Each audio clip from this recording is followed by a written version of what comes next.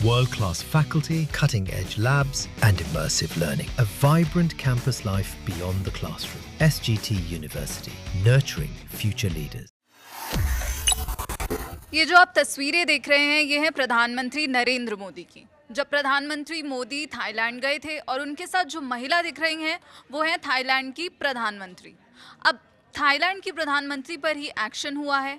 क्या एक्शन हुआ है? और ये एक्शन सिर्फ एक फ़ोन कॉल को लेकर जो लीक हो गई थी, उसको लेकर हुआ है। पूरा मामला क्या है, हम चेतन से जानेंगे। चेतन, पूरा मामला क्या है जिसके बाद पूरी दुनिया में सनसनी मच गई है थाईलैंड की प्रधानमंत्री को लेकर? देखिए, जिस तरीके से आपने तस्वीरों का जिक्र किया, वो तस्वीरें भी बेहद अहम हैं सोनम, क्योंकि वहाँ पर प्रधानमंत्री नरेंद्र मोदी दिखाई दे रहे हैं और उनके साथ जो शिनावात्रा हैं थाईलैंड की प्रधानमंत्री। हालांकि उनके बारे में अब खूब चर्चा हो रही है और कहें कि उनके ऊपर एक्शन हुआ है एक लीक फ़ोन कॉल की वजह से। अब हमारे दर्शक ये सोच रहे होंगे कि आखिर ऐसा क्या हो गया है, ऐसा कौन सा वो फ़ोन कॉल है जिस वजह से पीएम पर एक्शन हो जाता है, मतलब किसी देश की पीएम पर एक्शन हो जाता है। तो सबसे पहले मैं आपको बताऊं कि जो तस्वीरें आप देख रहे हैं उसमें प्रधानमंत्री नरेंद्र मोदी की ये तब की तस्वीरें हैं जब प्रधानमंत्री अभी अप्रैल में, जो अप्रैल बीता है उसमें बिम्स्टेक शिखर सम्मेलन के लिए थाईलैंड गए हुए थे, बैंकॉक में।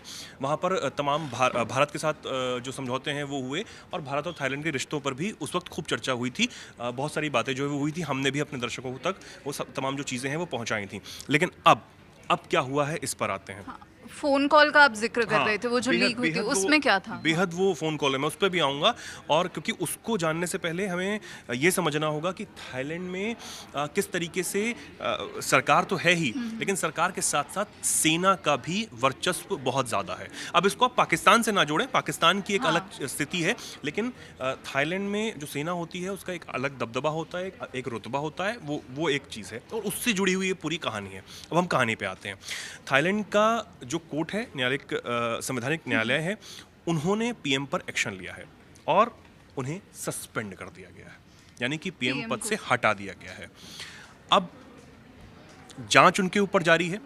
उनके ऊपर आरोप क्या लगे हैं, अब वो सुनिए। उनके ऊपर आरोप है कि उन्होंने कंबोडिया के नेता हैं हुन सेन, उनसे फ़ोन पर बातचीत की।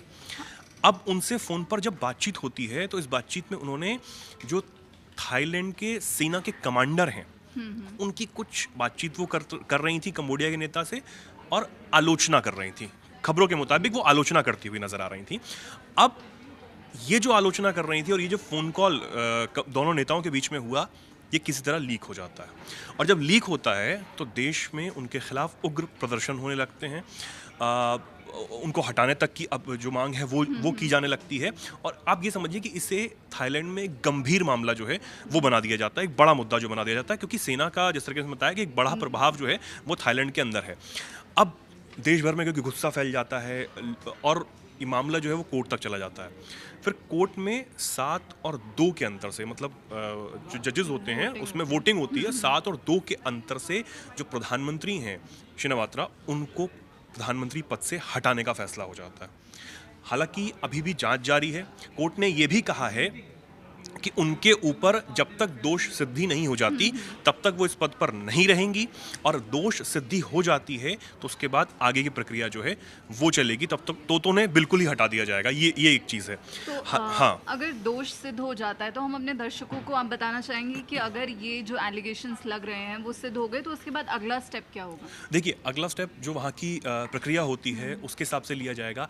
क्या कंडीशंस तब बनेंगी कि कितनी दोष सिद्धि होती है, किस मामले में जो उनके ऊपर आरोप लगे हैं उसमें उनकी कितनी भूमिका थी, सामने वाले की कितनी भूमिका थी, और हालांकि कहना तो नहीं चाहिए लेकिन फिर भी बहुत सारी चीज़ें होती हैं कि आप फ़ोन कॉल भले ही लीक हुआ हो, क्या वो फ़ोन कॉल कितना सही था। हालांकि कहा रिपोर्ट्स के मुताबिक जो खबरें हैं उन्होंने इस बात को माना भी है, वो भी मैं आपको बताऊंगा।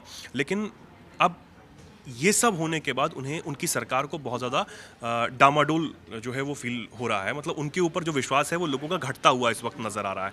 तो अब क्योंकि उन्हें हटा दिया गया है, तब तक जो डिप्टी पीएम हैं फुमथम, उनको जिम्मेदारी जो है वो सौंप दी गई है आखिरी फैसला आने तक। अब हम आते हैं कि फ़ोन कॉल से सरकार पर भी भारी दबाव हुआ। जिस तरीके से मैंने कहा कि डामाडोल चल रही है, एक गठबंधन में पार्टी थी, उसने भी साथ छोड़ दिया, जिससे जो सरकार है वो भी अब इस वक्त बेहद कमज़ोर होती हुई नज़र आ रही है। और जो जिनके ऊपर आरोप लगे, यानी कि जो पीएम है जिन्हें पद से हटाया गया है, उन्होंने इस पूरे मामले के लिए माफ़ी मांग ली है और उनकी टिप्पणी सिर्फ विवाद सुलझाने के लिए थी, ये उनकी तरफ से कहा जा रहा है। हालांकि तो, अब हाँ, जो उन पे एलिगेशंस लगाए जा रहे हैं उस पर उनकी कोई सफाई नहीं आई है कि ये सच है, वीडियो वो जो ऑडियो क्लिप है नहीं, उनकी सफाई, उन्होंने माफ़ी मांगी है इस बात के लिए। उन्होंने कहीं ना कहीं, अगर उनकी माफ़ी आई है तो इस बात से ये भी साफ हो जाता है कि हाँ, बातचीत तो दोनों नेताओं के बीच हुई थी और कुछ ऐसी बातचीत हुई थी जिससे देश में जो गुस्सा भड़का है वो बिल्कुल सही था। लेकिन अब वो अपनी सफाई देती हुई नजर आती हैं। वो ये कहती हैं कि उनकी टिप्पणी सिर्फ विवाद सुलझाने के लिए थी।